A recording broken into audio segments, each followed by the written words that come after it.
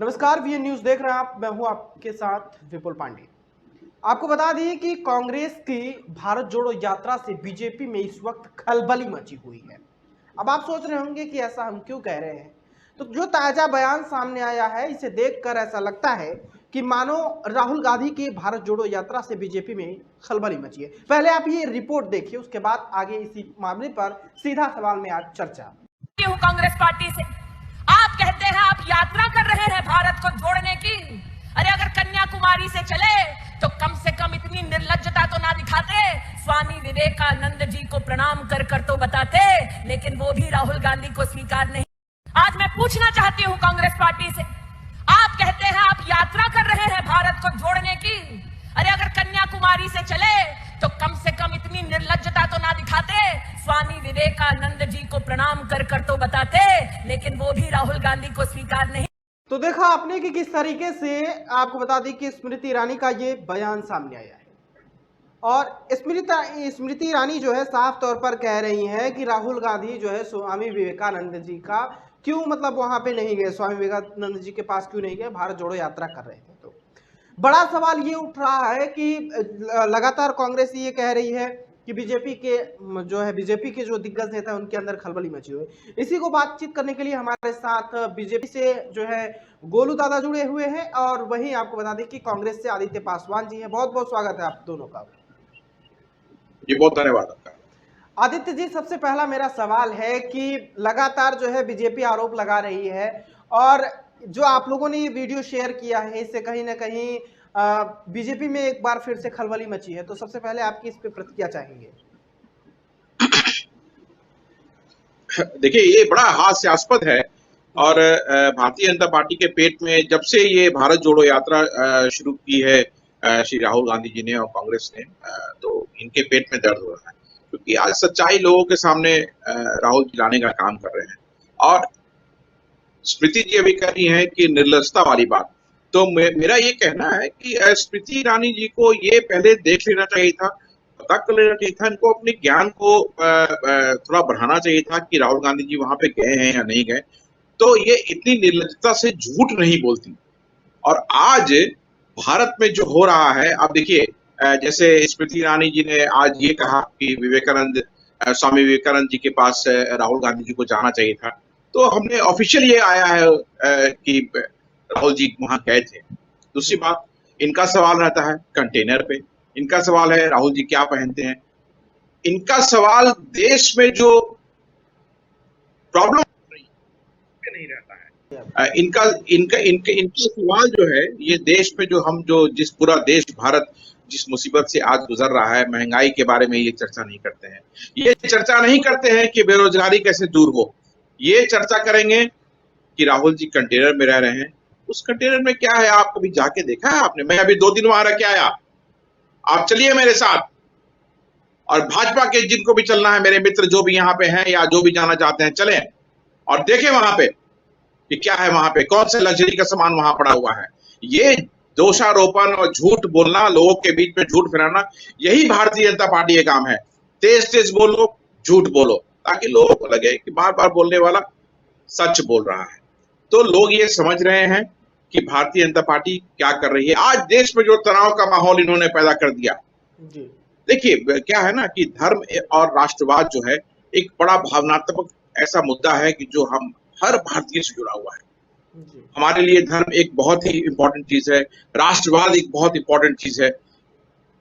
उसको इन्होंने अपनी सत्ता के लिए, सत्ता में बने रहने के लिए बेजा इस्तेमाल कर रहे हैं। ये लोग धर्म के नाम पर लोगों को भरमा रहे हैं। मैं बिहार से आता हूं। आज देखिए, बिहार सरकार ने और नीतीश जी ने कितना एक बड़ा काम किया है। पूरे देश के, पूरे विश्व के हिंदुओं के लिए, सनातन धर्मियों के लिए उन्होंने एक ऐसा काम किया जो वर्षों से नहीं हुआ था। आप देखिए, गया में जब अभी पितृपक्ष का महीना चल रहा है, गया में पिंडदान होता है। वहां फल्गु नदी सूखी हुई थी हजारों वर्ष से। नीतीश जी के प्रयास से आज फल्गु नदी में पानी आ गया। एक बार भी क्या इन्होंने जिसका जिक्र किया बिहार भाजपा ने? नहीं किया। आप बात करते हैं हिंदुत्व की, किस तरह के हिंदुत्व है आपको? किस तरह के हिंदुत्व की बात करते हैं कि आपने इसका जिक्र नहीं किया? आप बताएं मुझे। जी भारतीय जनता पार्टी का यही हाल है, यही उनका काम है, झूठ बोलना, भ्रम फैलाना, और वही ये करने का प्रयास कर रहे हैं। भारत अब किस चीज के लिए जाना जाता है? हम जाने जाते हैं विविधता, विविधता में एकता के लिए हम जाने जाते हैं।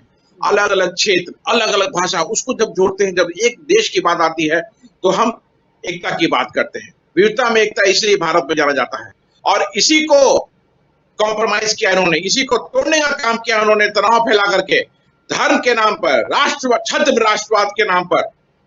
आज देखिए भारत में क्या हो रहा है, पिछले 8 वर्षों में क्या हुआ। भाई भाई से लड़ने को तैयार हुआ था है धर्म के नाम पे, राष्ट्रवाद के मुद्दों पर। कहा यह जा क्यों? रहा है कि भारत जोड़ो यात्रा में जिस तरीके से लोग लगातार समर्थन दे रहे हैं कांग्रेस को, इससे भी कहीं ना कहीं बीजेपी में खलबली मची है।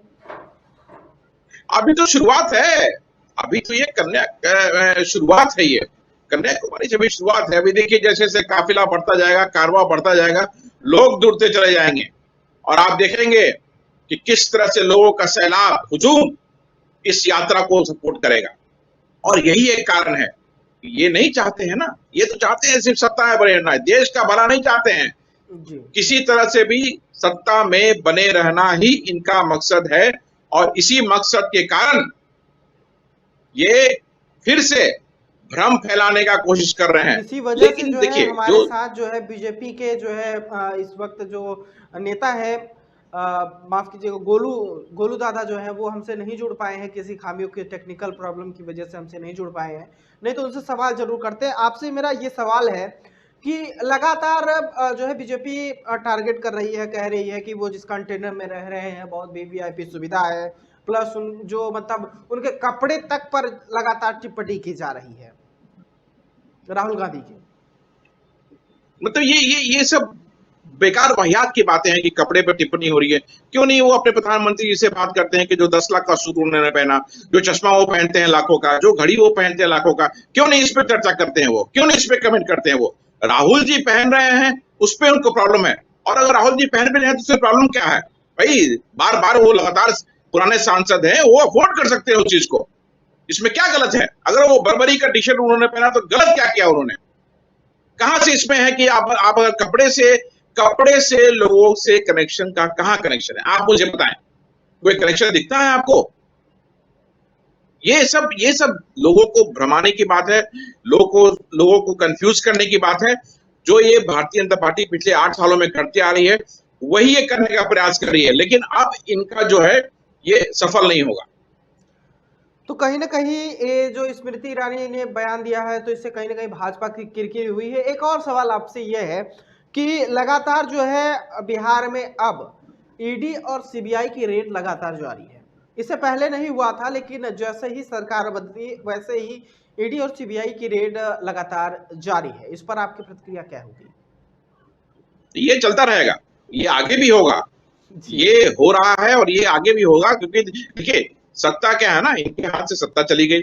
नीतीश जी ने इनके साथ कॉम्प्रोमाइज नहीं किया। अगर नीतीश जी कॉम्प्रोमाइज करते तो नीतीश जी का वजूद ही खत्म हुआ था, क्योंकि नीतीश जी की पार्टी को तोड़ने के लिए इन्होंने अलग अलग तरीके से प्रयास किया। 2020 का जब चुनाव था तो उन्होंने एक वंशवादी नेता को इस्तेमाल किया, वहां वे असफल हो गए। उसके बाद जो नीतीश जी के पीए थे उनको इन्होंने इस्तेमाल करने का प्रयास किया, और अभी भी वो घूम रहे हैं। और भारतीय जनता पार्टी इस कंफ्यूजन में है कि उनको लग रहा है कि वो जनता उनके साथ चले जाएगी।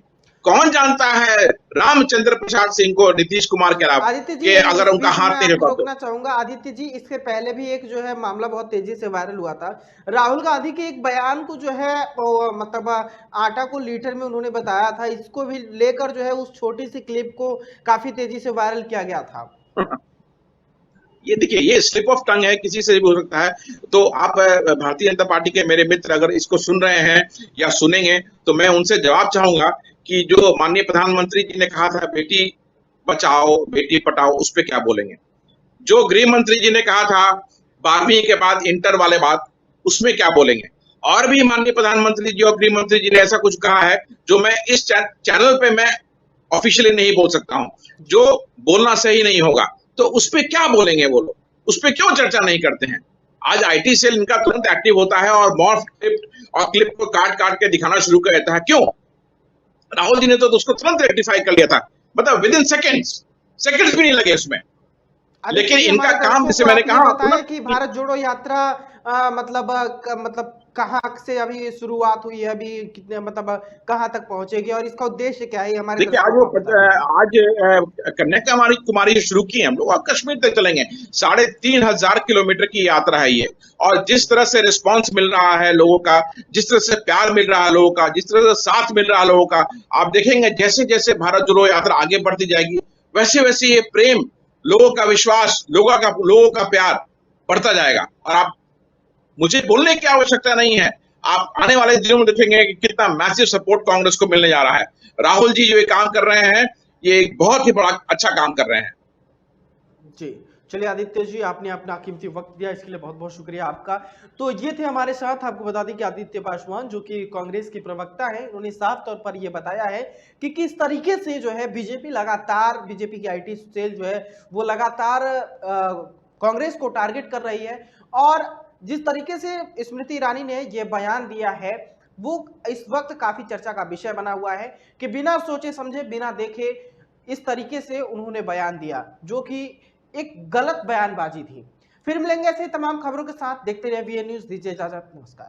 ताजा खबरों से कीजिए दिन की शुरुआत, सूरज की पहली किरण के साथ जानिए देश और दुनिया का हाल, क्या कुछ रहा कल खास और क्या होगा आज।